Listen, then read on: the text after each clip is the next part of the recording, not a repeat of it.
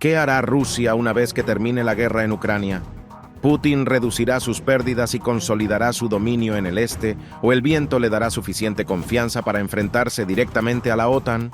Bueno, responda esto y más sumergiéndose en la mente del dictador de Rusia y analizando sus acciones recientes para predecir qué hará el loco si alguna vez llega el fin de este conflicto. Antes de que podamos predecir con precisión lo que podría suceder cuando termine la guerra entre Rusia y Ucrania, debemos observar cómo va la guerra. Después de más de 2 años de conflicto, hoy, mientras los combates continúan, las víctimas aumentan y la crisis humanitaria empeora, el mundo entero se pregunta cómo evolucionará el conflicto en 2024, si es posible una solución negociada y, de ser así, cuáles son las posibles implicaciones de tal acuerdo. Sobre todo, ¿cómo seguirá Occidente responsabilizando a Putin y al mismo tiempo mitigará los riesgos de una guerra más amplia entre Rusia y la OTAN?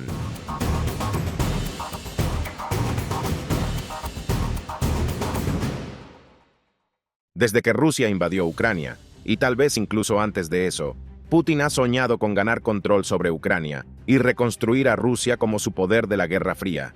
Pero en los últimos 2 años, Rusia no ha logrado capturar Kiev, tomar el control del gobierno ucraniano ni sofocar el espíritu del pueblo ucraniano.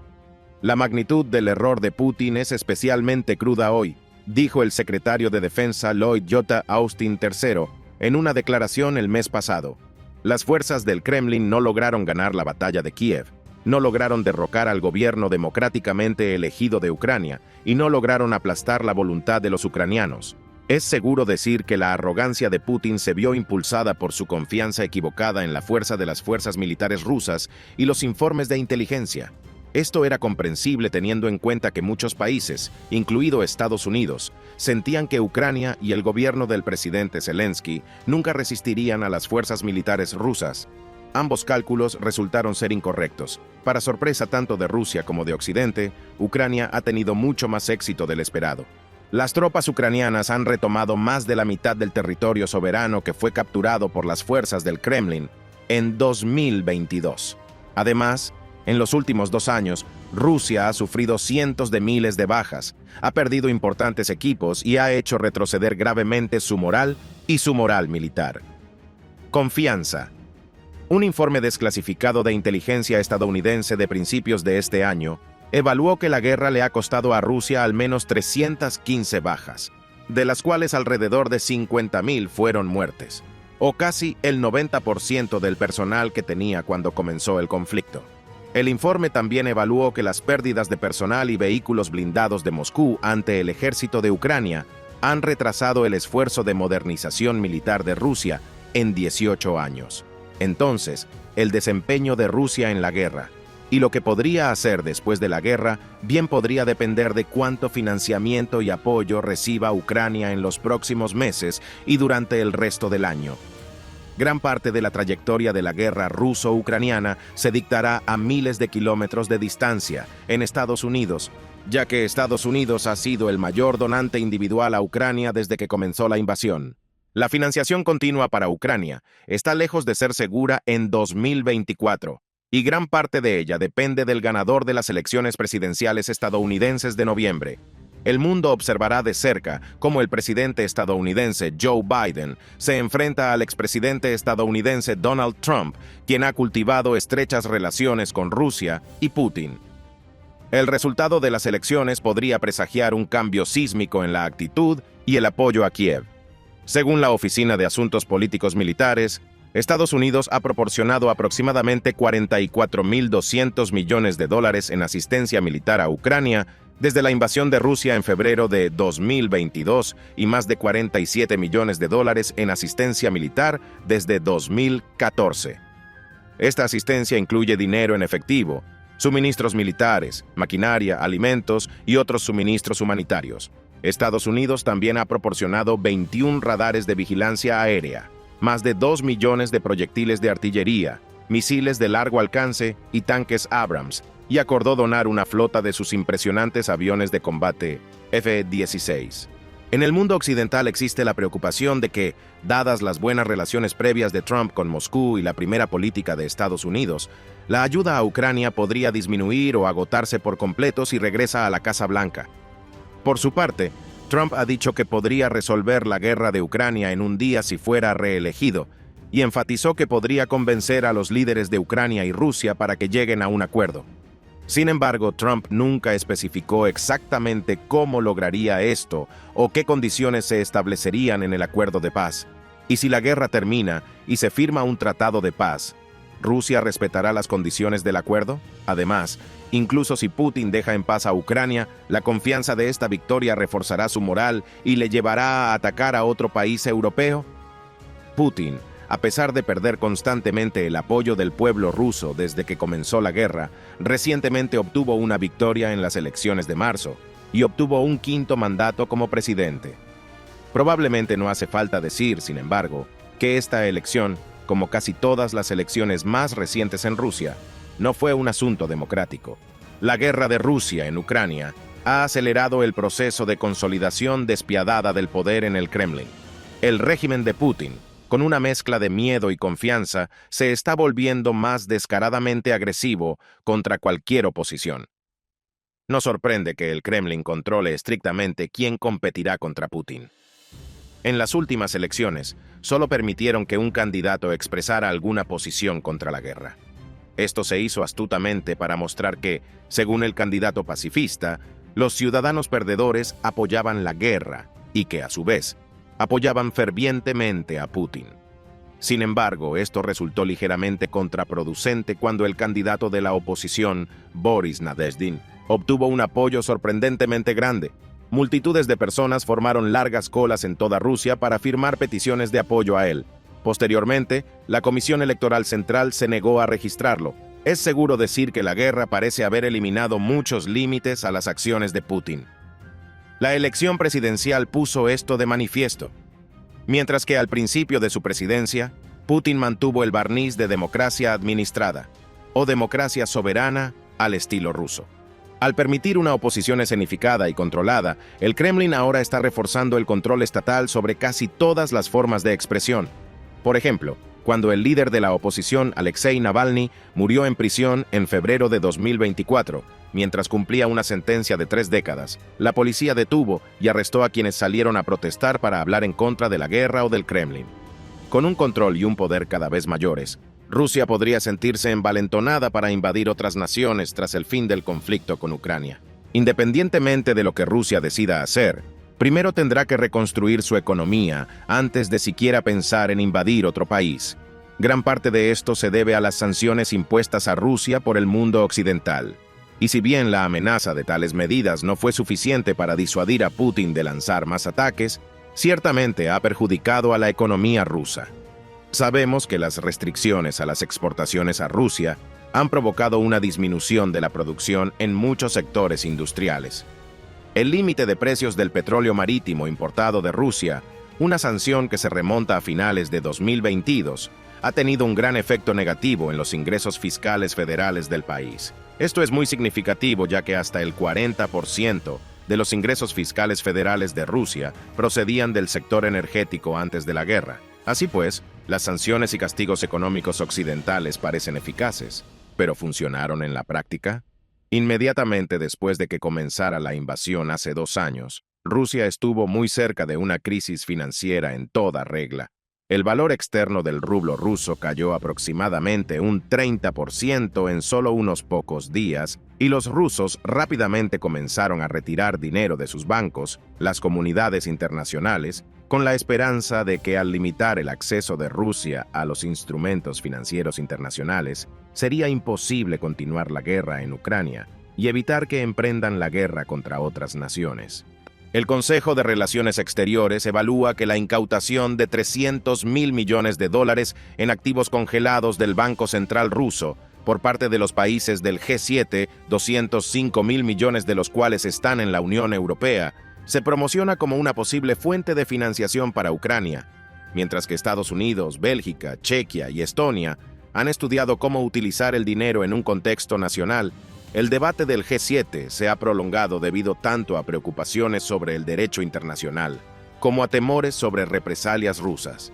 Las naciones del continente temen especialmente este futuro potencial, ya que muchos piensan que una vez terminada la guerra, Rusia tomará medidas contra otros países europeos.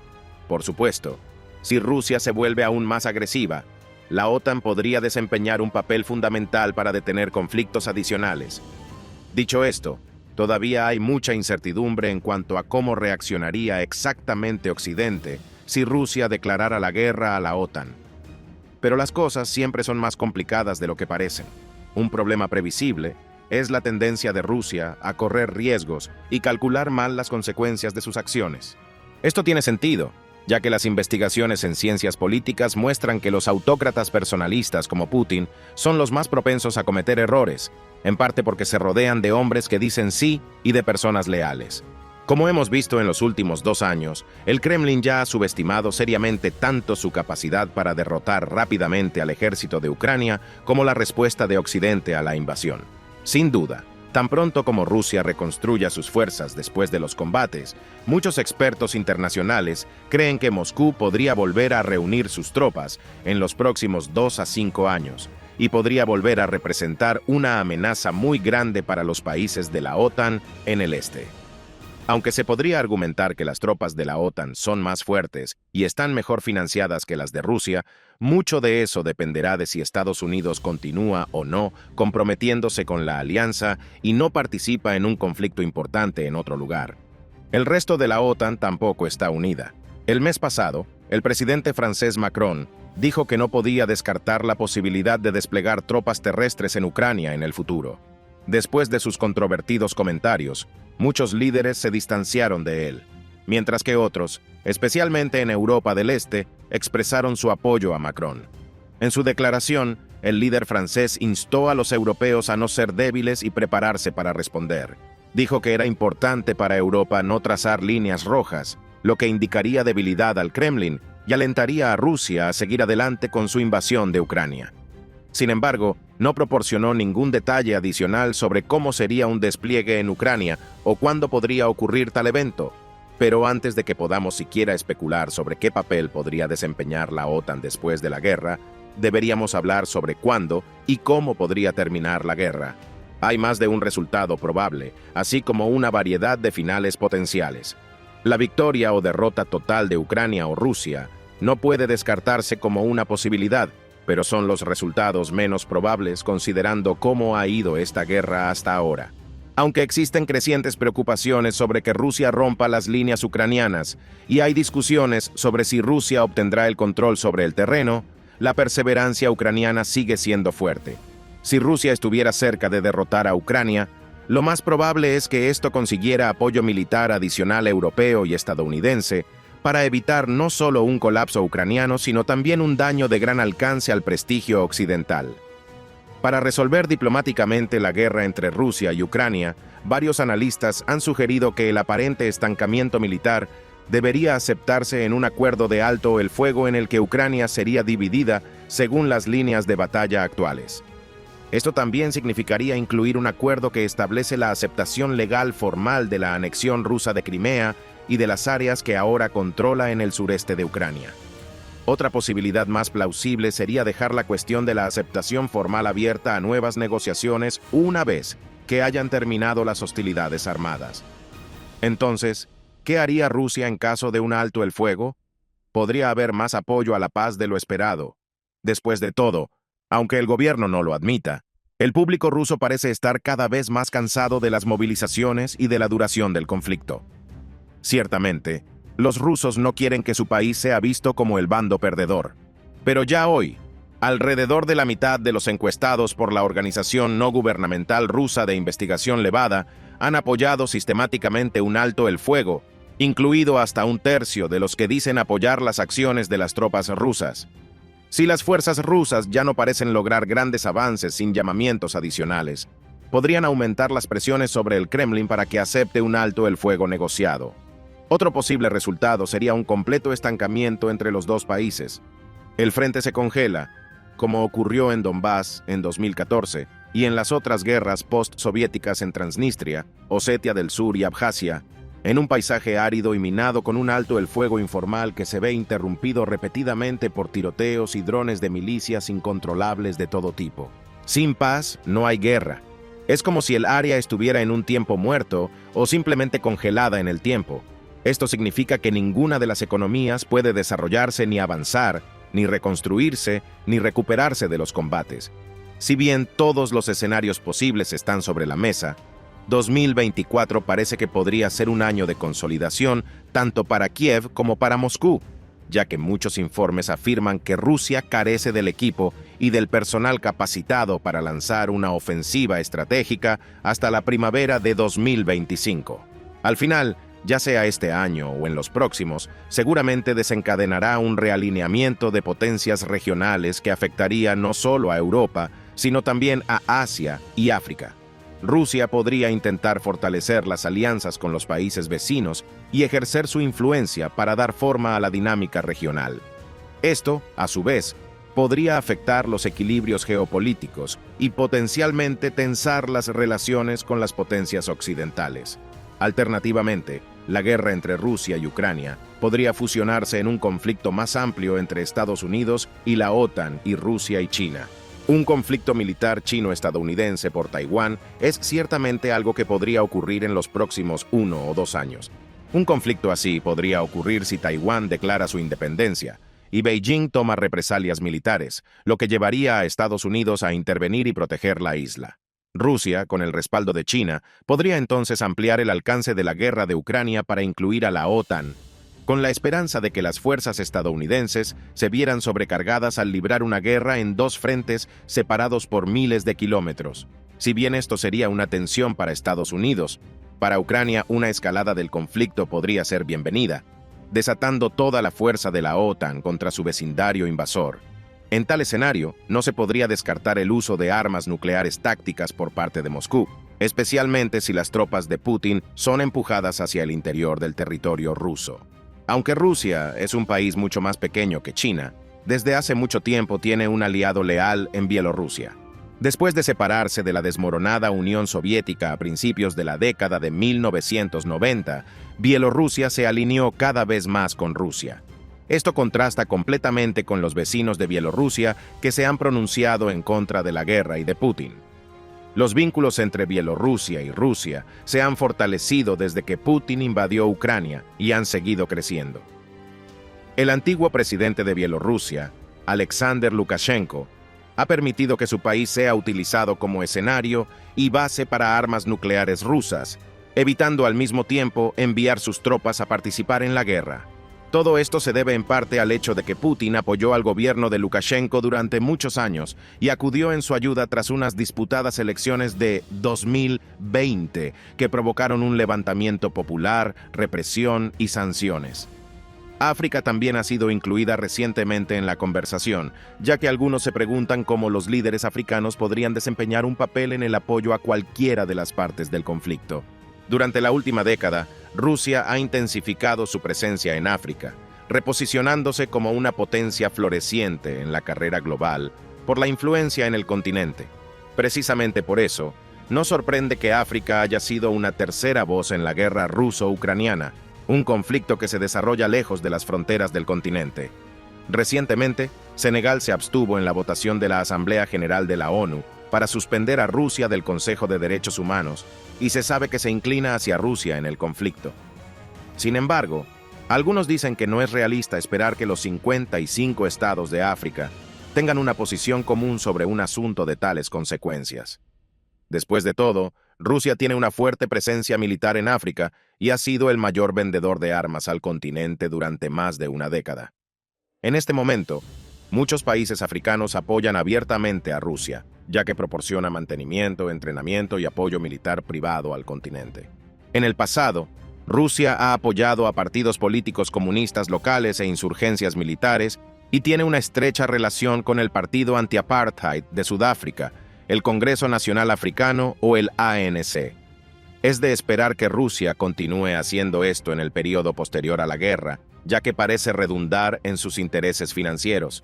Si no está roto, no lo arregles, como dicen. Pero ciertamente la guerra no ha sido grande para todo el continente africano. La guerra ha hecho subir los precios del petróleo, los alimentos y los fertilizantes a nivel mundial, y las simulaciones sugieren que un shock del 10% en estos precios podría reducir el PIB anual de África en 7.000 millones de dólares. En última instancia, lo que Rusia haga en el futuro cercano dependerá con toda seguridad del resultado de la guerra. Si Rusia gana, esto seguramente alentará una mayor agresión por parte del Kremlin. Si Ucrania logra la victoria, esto podría señalar el fin del dominio ruso en la zona. Rusia no solo mostraría sus músculos en el campo de batalla, sino que también existe una alta probabilidad de que utilice técnicas cibernéticas avanzadas para afirmar su poder. La evaluación anual de amenazas de 2023 de la Oficina del Director de Inteligencia Nacional establece que Rusia seguirá siendo una de las principales amenazas cibernéticas a medida que refina y emplea su influencia de espionaje y sus capacidades de ataque, y que Rusia está particularmente enfocada en mejorar su capacidad para apuntar a infraestructuras críticas, incluidas las submarinas, cables y sistemas de control industrial en los Estados Unidos, así como en países aliados y socios, porque comprometer dicha infraestructura mejora y demuestra su capacidad para dañar la infraestructura durante una crisis. Ese mismo informe sostiene que, dado que 2024 será un año electoral para Estados Unidos, Moscú verá las próximas elecciones como oportunidades para desplegar operaciones de influencia. Muchos sostienen que Rusia está contemplando cómo los resultados de las elecciones afectarán nuestro apoyo a Ucrania, y probablemente intentará afectar las elecciones de la manera que mejor apoye sus intereses y objetivos, señala el informe de OVNI. La actividad reciente patrocinada por el Estado ruso ha incluido operaciones destructivas de malware y ransomware. Dar prioridad a la reparación de vulnerabilidades explotadas conocidas es clave para fortalecer la resiliencia operativa contra la amenaza, ya que Rusia ha considerado durante mucho tiempo el uso de Internet y el ciberespacio para obtener información y ventajas políticas sobre Occidente. En este punto, todos podemos estar de acuerdo en que si Rusia gana, Europa y el mundo tal como lo conocemos cambiarán por completo. Para empezar, una victoria rusa probablemente impondría a los ucranianos una terrible justicia del vencedor. Después de todo, esto es precisamente lo que los rusos ya han hecho en Ucrania: ejecuciones masivas, castraciones, torturas y secuestros de niños. Una OTAN desacreditada enfrentaría su mayor prueba. Entonces Rusia probablemente absorbería, si no controlaría completamente, cualquier área de Ucrania y sus alrededores que se apoderara, expandiendo así la huella militar y la base de recursos de Rusia. La OTAN y la UE son posiblemente las alianzas multinacionales más fuertes que quedan en un mundo nacionalista. Sin duda, Putin buscaría demostrar que no resistirán a Moscú. Si atacara otras zonas de Europa, la OTAN probablemente enviaría tropas. Pero ¿durante cuánto tiempo funcionaría esto para disuadir a las fuerzas rusas? Veámoslo de esta manera. Una vez que unos cientos de soldados estadounidenses o de la OTAN volvieran muertos, los líderes internacionales exigirían la paz, es decir, tratados de paz inaplicables con Putin. En teoría, los países occidentales podrían entonces retirarse, diciendo que cumplieron con su obligación bajo los tratados de la OTAN, el artículo 5, que estipula que deben luchar por un aliado. Nadie querría llegar a una guerra nuclear, algo que muy bien podría suceder. Además, si la guerra terminara con una victoria rusa, Ucrania sería una derrota estratégica autoimpuesta para Estados Unidos. Estados Unidos en Occidente enfrentaría el riesgo de una guerra mayor y más costosa en Europa. Estados Unidos enfrentaría la peor amenaza de Rusia desde el colapso de la Unión Soviética. Si saliera victoriosa, Rusia probablemente saldría reconstituida y más decidida a socavar a Estados Unidos, y estaría segura de que podría hacerlo. Una victoria rusa disminuiría la disuasión de Estados Unidos en todo el mundo, envalentonando a otros con una intención explícita o latente de dañar a Estados Unidos. Ahora, por otra parte, si Ucrania gana, la primera cuestión sería la reconstrucción de la propia Ucrania. Será una tarea global de dimensiones similares al Plan Marshall, que fue una iniciativa estadounidense promulgada en 1948 para proporcionar ayuda exterior a Europa Occidental. Estados Unidos transfirió $13.300 millones en programas de recuperación económica a las economías de Europa Occidental después del final de la Segunda Guerra Mundial. Además, lo más probable es que Ucrania continúe presionando para ingresar a la OTAN. El secretario general de la alianza, Jens Stoltenberg, ha dicho que es inevitable que Ucrania se convierta en miembro, pero no hasta que termine su guerra con Rusia. Vale la pena señalar que antes de la ofensiva de 2022, las encuestas indicaban que los ucranianos tenían opiniones encontradas sobre la pertenencia a la OTAN y a la UE. Más de la mitad de los encuestados, sin incluir a los residentes de Crimea y las regiones en disputa del este, apoyaron la membresía en la UE, mientras que entre el 40% y el 50% estaban a favor de unirse a la OTAN. El presidente Zelensky ha pedido que Ucrania sea admitida lo antes posible. En septiembre de 2022, presentó una solicitud formal para que Ucrania se uniera a la OTAN, impulsando un proceso de admisión acelerado también para ese bloque. Muchos analistas occidentales dicen que, al igual que la candidatura de Ucrania a la UE, la membresía en la OTAN no parece probable en el corto plazo. Mirando hacia el futuro y lo que sucederá durante el resto de 2024, lo más probable es que la guerra entre Rusia y Ucrania continúe hasta que un bando se agote. La única manera de poner fin a la guerra es derrotar a Putin, la causa principal del conflicto. Sin embargo, incluso una derrota rusa puede parecer una pausa, mientras que los combates solo volverán a estallar más tarde, y una pregunta importante que todavía parece seguir siendo importante: si Ucrania gana, ¿aceptará Rusia el resultado? Muchos creen que, al final, lo más probable es que la violencia, incluso a gran escala, vuelva a ocurrir. Este ha sido el caso en la mayoría de los conflictos congelados del área soviética, incluidas las regiones georgianas de Abjasia y el sur de Aziz, que han sido integradas de facto a Rusia después de la intervención militar de esta última en 2008, y Nagorno-Karabaj, donde terminó un estancamiento de 30 años. El año pasado, cuando las tropas azerbaiyanas irrumpieron en el enclave étnico armenio. Si esto sucede, Occidente tendría dificultades para volver a su estrategia original de apoyar militarmente a Ucrania, o se enfrentarían a tener que aceptar nuevos avances de Rusia y un panorama de seguridad mucho peor en Europa y más allá, y lidiar con las consecuencias de una derrota ucraniana. Ahora vea qué país es el siguiente en la lista de invasiones de Putin, o mire esto. Muchas gracias por estar aquí. Nos vemos mañana con otro video. No olvides pasarte por aquí y ver más videos. Incluso puedes ir a nuestro canal y buscar algún video que sea de tu agrado y comentarnos de cuál video vienes. Nos gusta leerlos.